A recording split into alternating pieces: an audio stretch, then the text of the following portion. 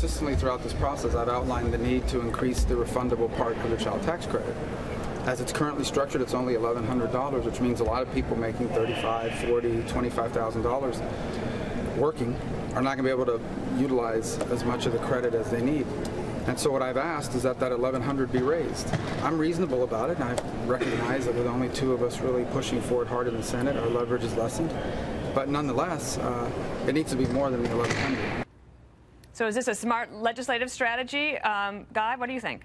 Well, I think what Rubio recognizes, as do a number of Republicans in the Senate, that their moment of leverage, maximum leverage, is right now. Because Karl Rove talked about it. Once Doug Jones is seated, probably after Christmas, maybe in the new year, the cushion for Republicans in terms of votes in the upper chamber will go down to just one. And so if you need Marco Rubio on board, which you do if you're the White House and you're Mitch McConnell, this is the moment for Rubio to come in and say, all right, I want just a little bit more. And look, I'm sympathetic to the policy argument that he's making here. I just think ultimately Rubio does not want to be the guy who craters tax reform. The only one, right. Although I will say this, earlier this week he was talking about the corporate tax rate, and he said, does it really have to be at 20? If we could help the middle class more by making it to 21, 22, they've already agreed to 21. Could they actually maybe make a case here that you can get it up to 22? The corporations are still going to be very happy, and you do a lot more for the middle class. I mean, that might be the political messaging that Marco Rubio and possibly Senator Lee try to do.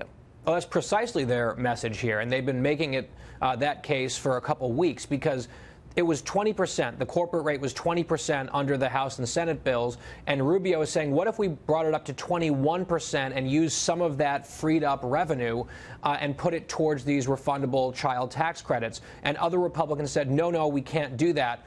Well, what happened in conference committee reportedly is they did bump up the corporate tax rate, or I should say reduce the corporate cut by 1 percentage point, 21%.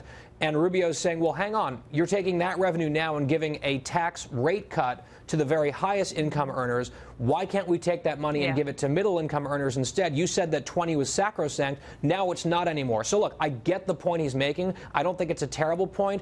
Ultimately, no, though, I just saw a tweet quoting John Cornyn, the number 2 leader in the U.S. Senate. He says they are planning to strike some sort of a deal with Marco Rubio, and they're optimistic still they're going to get this vote done next Tuesday.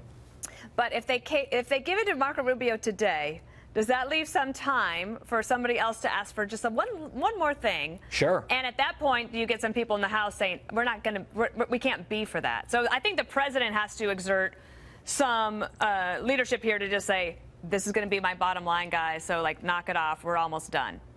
Yeah, no, I think that's right. And maybe Rubio will get a little bit of something here, and that might appease other members of the caucus who are sort of on the fence. But ultimately, whatever comes out of that conference committee and goes to both houses for an up or down vote, no more amendments, that's the make or break moment. Yeah. And I don't think there's a single Republican, save a tiny handful, that want to be that guy or that gal that kills massive tax reform. I can't either, but you know what? It's 2017. So anything's possible. We just heard the president talking about Omarosa, and that's newsworthy. Right. So literally anything can happen in 2017. All right. Thanks for being here, Guy Benson. Thanks, Dana.